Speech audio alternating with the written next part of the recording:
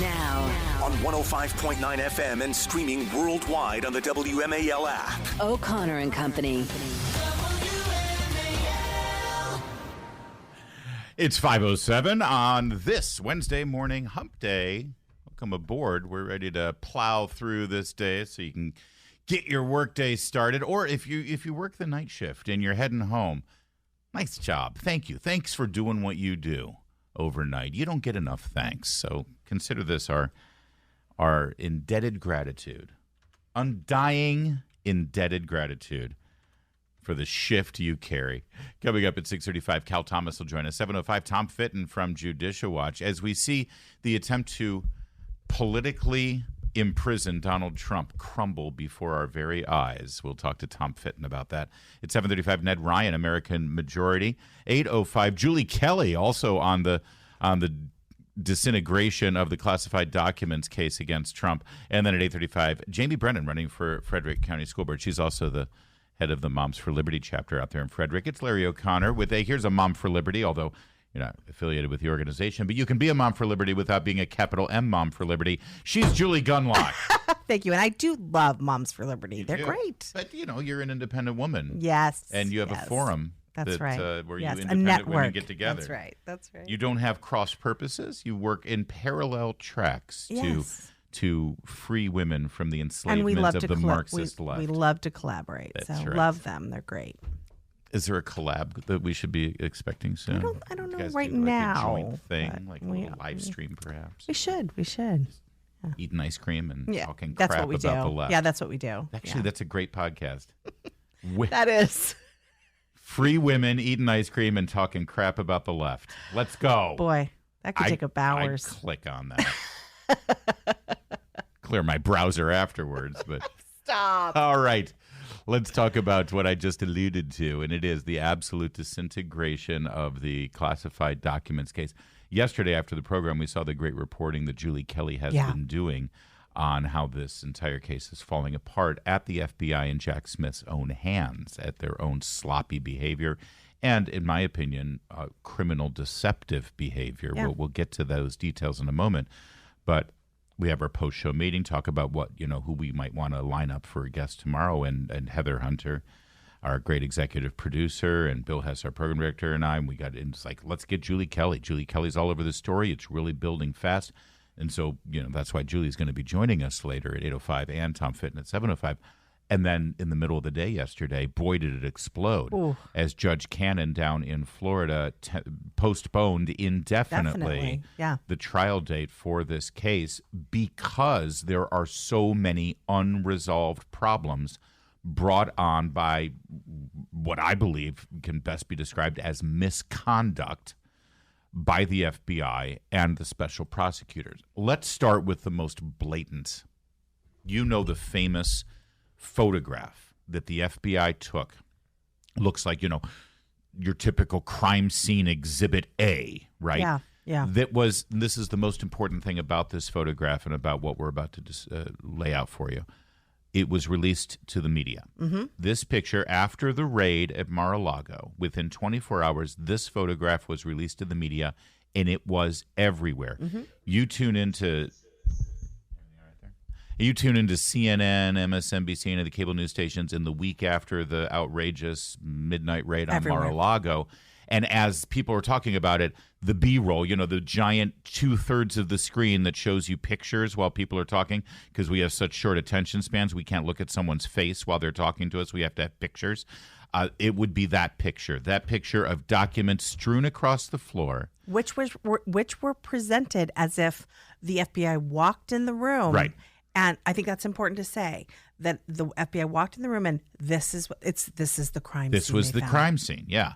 And these documents are strewn all over the floor, and the majority of them had these big papers over them. Cover sheets with red letters that said top secret, classified, da-da-da-da.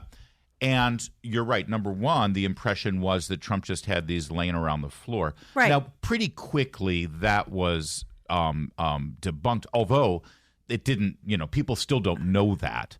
But the FBI conceded, oh, no, these were in a file. Yeah, they and didn't we concede laid that them when they, out. Yeah. We exactly. laid them out so people could see the extent of the classified documents that Trump was holding on to. So they rather quickly, within a week or so, explained, no, they weren't strewn around the floor, although most Americans don't know that. Right. But now we've learned that giant red print cover sheet that was laid over these documents to say that they were classified and top secret, the FBI did that too. Those were Jack Smith's. Jack Smith wasn't on board yet, technically. No, it was Christopher Wray. If you want to name somebody in charge, it was the FBI director. It was the FBI who, when they took the files and took documents out of the boxes that they were neatly and orderly placed in, they laid them on the floor, and then they put those giant red letter cover sheets on top of the documents and then took the picture. Because, see, up until that point, part of Trump's argument was these aren't classified. Right. And so, of course, that flies in the face. Look, it says classified right there. Obviously, they're classified. No, the documents did not look like that. The FBI made it look like that, then took the picture, and then, again, I want to repeat, released it to the media. Well, it's almost like, for someone who has never worked, and I had a clearance and I worked in classified materials in the past, but for those who have never dealt with classified materials, it's almost like you expect everything to have that big red letter. And most documents are, it does say classified. For instance, most of the emails that Hillary Clinton had on her private saver in giant letters at the beginning of the email, it said top secret but it's classified. Almost like they wanted to make this even more sort of Hollywood-like. Oh, yeah, like a Bullwinkle cartoon. Forget about Hollywood. Hollywood's way more realistic. Right. This was like Hanna-Barbera set it up. Right. It's like when Wile E. Coyote's walking around with the TNT and it actually says TNT, Acme. That's what they did here. Right. And they laid it all. And of course, Rachel Maddow took it hook, line, and sinker. And listen, I knew that they had strewn it around. I knew all that stuff. When I learned this latest development that they actually applied those cover sheets themselves for that photo op, the whole thing should be thrown out at that point. It's so obviously a political operation. They want to try this in the media, and they set that as think about the jurors. Think about the jurors that would have been on this trial if it ever happens, and it probably won't. They've all seen that picture. Talk about poisoning the jury pool before it even starts. Yeah, and it's also, those documents were in boxes, stacked up in a room, in a locked room. In an office, not in a garage next to a Corvette. That was locked. And so, again, by the way, it had Mar-a-Lago security. Right. And had Secret Service security. That's right. So by taking them out of the boxes, laying them out, it makes it look like they were carelessly stored. Yeah, and by Trump. And again, this was all a part of setting a stage. That's right. Setting a stage, mishandling and really misleading both the jury and the judge. And the judge and the American people because, well, again, this isn't about the law. This is about politics. And if you're playing a political operation under the guise of an FBI investigation, this is what you do. And this is what they did. But here's what's remarkable. What I just described to you about the FBI's conduct here and the prosecutor, Jack Smith's office, eventually when they took over and their misconduct, that's not even the half of it. That's most outrageous part, I guess, in terms of your initial understanding of what they did, because we're all related to that. But what the FBI did next after they took that picture, that's the real crime here. That's the real misconduct. And that's another reason why this entire case is falling apart before our eyes down in Florida. We're going to share the next step now in the misconduct. Making sense of the roads, because traffic doesn't always follow the pattern. Download the WMAL app to stream us for free. U.S. District Court Judge Eileen Cannon yesterday indefinitely postponed what was supposed to be a May 20th trial date in this special prosecutor's prosecution of Donald Trump for mishandling of classified documents, allegedly, but we're laying out exactly what happened there and why. All of these unresolved issues that continue to come up during the pretrial motions and hearings. We just described to you what the FBI had done. They go in, guns drawn, sirens blaring, in the wee hours of the morning, barge into Mar-a-Lago, and they, storm into the office. Into Melania's closet. And they take these documents and they purposely spread them across the floor, put these giant red letter classified cover sheets on them, and then take a picture and send it to the media. Boom, convicted. Throw him in jail. It's over. And then they leak these things about, well, we think he was selling nuclear secrets to the Saudis. There's no evidence of that in any way whatsoever. But this is the kind of thing, right? Meanwhile, Hunter Biden really is selling classified information to our foreign enemies. Yeah, wandering into his father's garage. Oh, look. But here's what they did next. Remember now, this entire case is about the so-called mishandling of classified documents, right? So after the FBI spread them all out on the floor, they then put them back into the boxes. But they just haphazardly put them into boxes with these placeholders that didn't relate to the actual documents involved. Wow. And understand, these are boxes and boxes and boxes of records that the president had. I mean, his argument is he had every right to all of them. There may be a dispute as to whether some of them should go back to the archive. Sure. That was being discussed at the time. But there's no doubt, but we're talking reams of documents.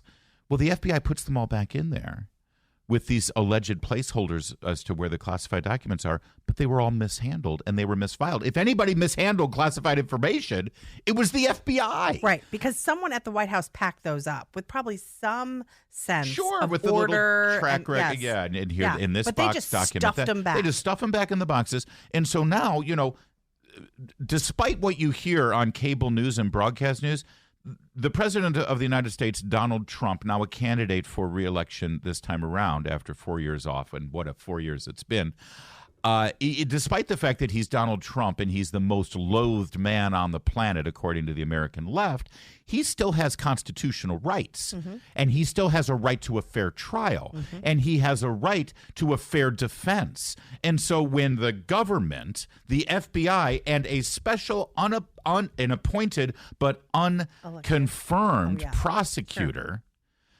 throws the weight of the American federal government and the Justice Department on you with all of these charges, you have a right to defend yourself against those charges. And so part of the charges are you had all of these classified documents. And so the Trump side on the Trump defense is, okay, well, we don't think they were classified, and we think that the former president had a right to have them. But which documents are you talking about? That's kind of a key part of the evidence, wouldn't you say? I mean, if you're saying you have these documents, you should have to prove in front of a judge and a jury, these are the documents in question. So the defense says, which documents are you talking about? And so they give them, in this box, in this box, in this box. And they've got these placeholders that the FBI did after the raid. So the defense goes in and they say, okay, well, let's take a look and find these documents. They can't find them because they've been misfiled. Right. And they've been mis-cross-referenced. Right. So the documents that he's supposed to go to jail about, that the FBI and the special prosecutor, who has never been confirmed by the Senate, by the way, but he has the full power of the Attorney General's office, independent of the Attorney General even, he is saying you're going to go to jail because of this, but because it's been misfiled, they can't even put up a proper defense. But we've made it impossible. Yes, and they've conceded it. They've admitted it. They've admitted it in that Jack Smith's office has admitted it in their own filings. So this is. Can I just play you? You've heard how we've presented this story. Can I play for you how they presented it on Jake Tapper on CNN? Oh, God. Sure. Oh, listen to their voices as they face the realization that yet another opportunity to see Donald Trump in black and white horizontal stripes on the chain gang is slipping through their fingers. So we should note Special Counsel Jack Smith really has voiced some serious concerns, if not animus, toward this judge.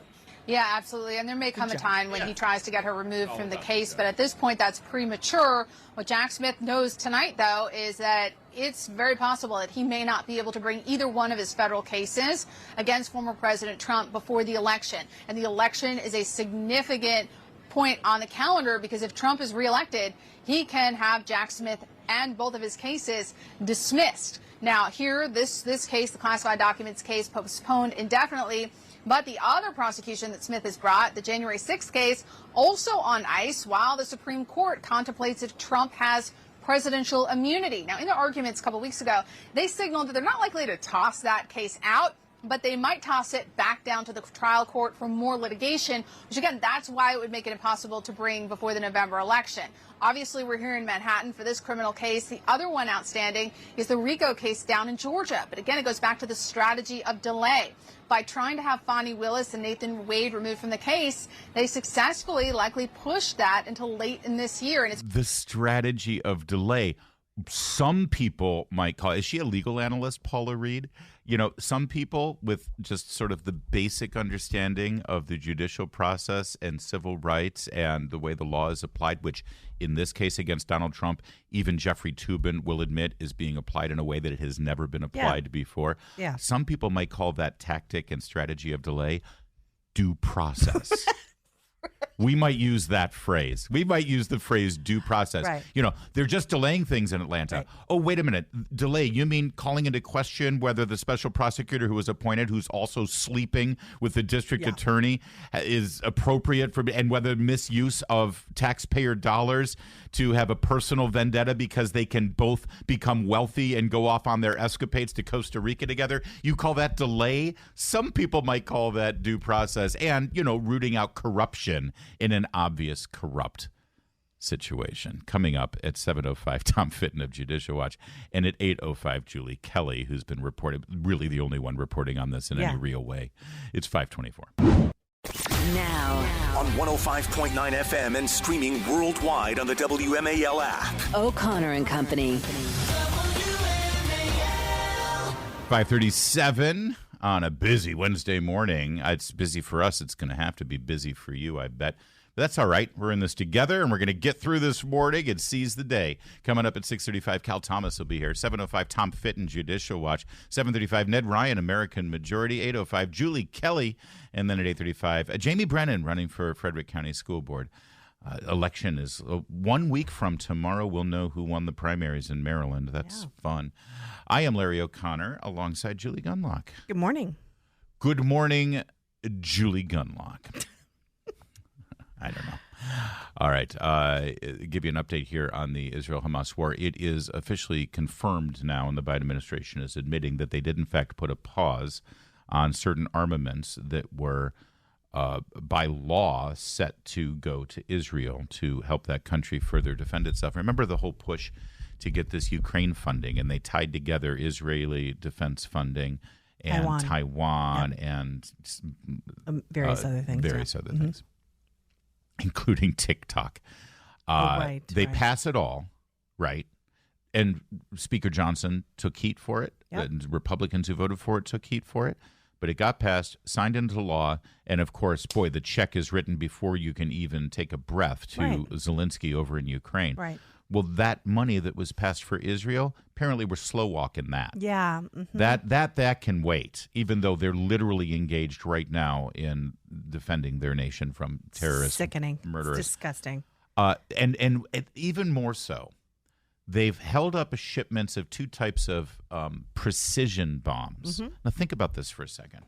Obama did this too, by the way, if anyone wants to remember, to Netanyahu back. Boy, they just hate Netanyahu. Yeah, they do. And the state of Israel. Yeah.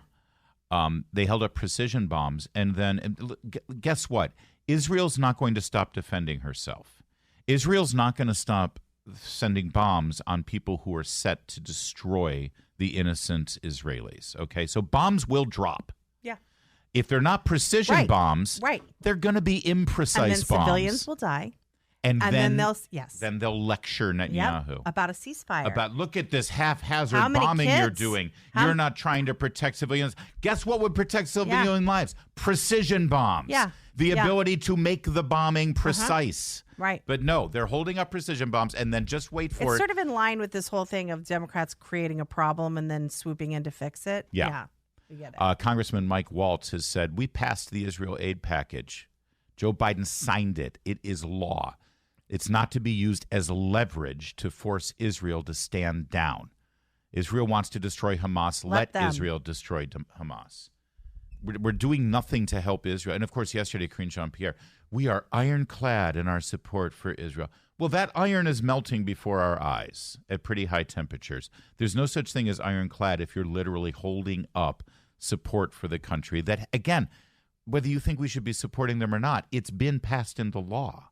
And also, I just want to be clear, didn't they impeach Donald Trump for this? Yes, they did. Didn't Donald Trump withheld aid to Ukraine because and listen, I believe the president is in charge of foreign policy. I believe the president can make certain calls like this at times if he believes or she believes, if we ever get a woman president, that this is in the best interest of America. But that's not what Joe Biden's doing here. See, when Donald Trump withheld funding, the defense funding for Ukraine, it wasn't because he was trying to help Russia. He believed it was in the best interest of America to have criminal and corrupt activity investigated, and even worse, if the country that we are giving the aid to is corrupt and actually operating in a corrupt manner, American tax dollars should not go to a corrupt country. Yeah. And the president should have the right to do that. Joe Biden is not doing that. He's not making the call that is in the best interest of America. He's not making a call that Israel is corrupt and they shouldn't get our money. No, he's trying to help Hamas. Yeah. That's what he's trying to do. He has specifically said, and he's also I'm doing this because I want a ceasefire. And he's trying to appeal to these campus Yeah. protesters, and he's trying to appeal to Rashida Tlaib's folks. Let's not forget, he's done this before with Saudi Arabia. Oh, yeah. When he asked them to lower the cost of oil right before the election. So he could win an election. That's right. Adam Credo at the Free Beacon has one extra scoop on this Biden administration withholding the armaments and the lawfully approved money that is supposed to go to the state of Israel in precision bombs. They covered it up. They hid it. They hid this from Congress. They did not notify Congress about the decision. Again, there will be a congressional investigation. Joni Ernst and Senator Ted Budd of North Carolina have initiated a congressional investigation into this. Sickening. But this is specifically exactly what they impeached Trump for. Yep. And they said, well, that was for political purposes. This is for political purposes. That's right. It is. There is no other way to describe why Joe Biden has done this. There's more out of the White House today. As John Kirby took the podium, you know that's always a sign that Karine Jean-Pierre is in over her head. Yep. And he had said something that I think we need to discuss, and that is, can you eliminate an ideology through the use of force? Can a war and military activity end an ideology? That's what John Kirby said. John Kirby said you can't do that. It's impossible. But maybe history tells us something else. We'll discuss that coming up in a moment. It's 5:43. All right, a little bit more on this story out of Washington, D.C., right here at the White House in terms of their attempts to disrupt Israel's lawful and, frankly, moral right to defend herself. John Kirby yesterday made this statement, which I found, well, here's part of the statement that John Kirby made. Did the United States put a pause on arms shipment to Israel? Is that reporting correct? I'm not going to confirm that reporting. Yeah, ultimately it was confirmed, though. So in other words, that's his way of saying, yes, it's true, but I'm not going to confirm it.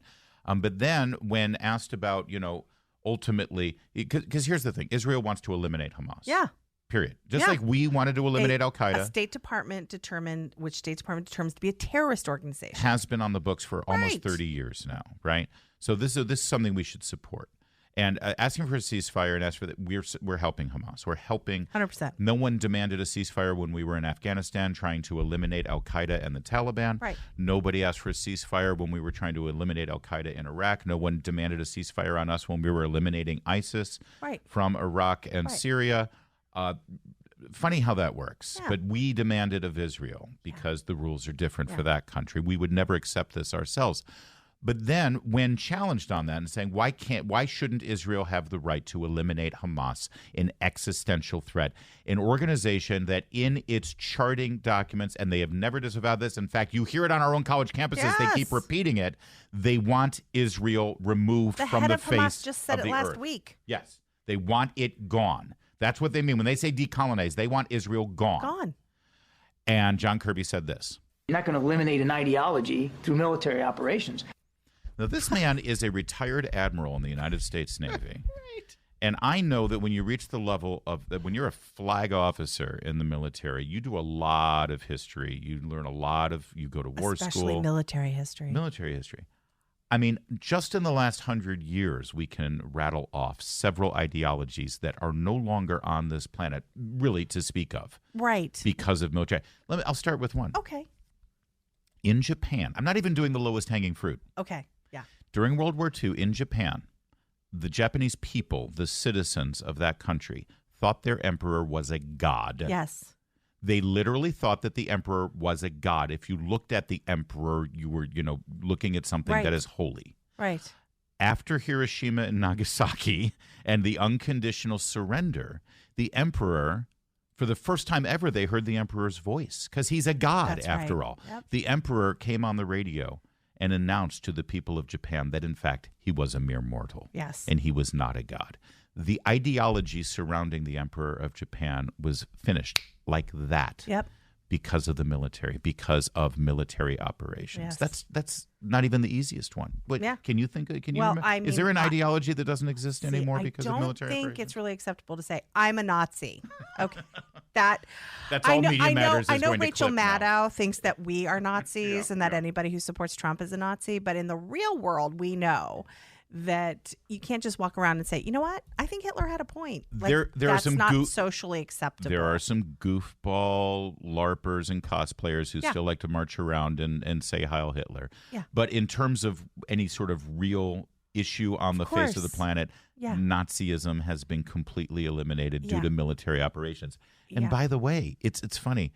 And what did this brilliant thought leader say again? You're not going to eliminate an ideology through military operations. It's funny. After that military operation, during the partitioning of Europe and the reconstruction effort that we paid for in Germany, the German Constitution actually outlawed Nazism. Yes. In fact, the laws on the books, you would even argue that they're rather, wouldn't stand up to our First Amendment. But guess what? Germany has kind of a different history than we do, and maybe they don't need a First Amendment over there, given what their free thought has led to over the last 100 years of destruction. So you cannot say those things. Yes, you cannot, and and it's being eliminated. We're talking about recent history, but you can go back. Of course, right? Of course. You don't need to stay with recent history to I know said that just in the last 100 years you can find that low-hanging fruit. By the way, I would argue that Soviet-style communism absolutely was an ideology. Right. There's still communism out there, but what Mao does in China, very different than Soviet-style communism. That was eliminated through the Cold War. There's a lot of ideologies you can eliminate. Otherwise, we'd all be sort of maintaining ideologies from... you also look at what the communists did to the love of the sort of royal the czars in Russia. Yeah.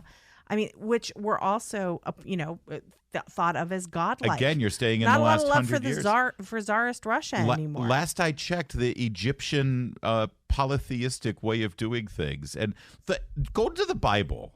Stick in the Old Testament for a minute and look at all of the pagan religions and faiths that are named out there, which you haven't heard for thousands of years. Yes. Why? Because of military operations. What happened to the Romans and the Roman Greek mythology and all of the Greek gods and the sacrifice of virgins? How about the Aztecs who would sacrifice innocent people? Again, China was this feudal system, and there were we could go on. We could go on and on, but the communists, with their brutal crackdown on believing really anything. Yes. Nobody really believes in that system in China anymore. Brutality and force does work to change minds. Yeah. Very strange for Kirby to say that. From Mexico all the way through the north of South America, you had Aztecs and Mayans who were sacrificing human lives for the Aztec gods, and that doesn't exist anymore. We don't Why? Because approve of that. Because of the Spanish conquistadors. That's right. That was a military operation. A lot of ideologies have been eliminated through military operations, and maybe, just maybe, we should consider continuing that trend. Right. 554.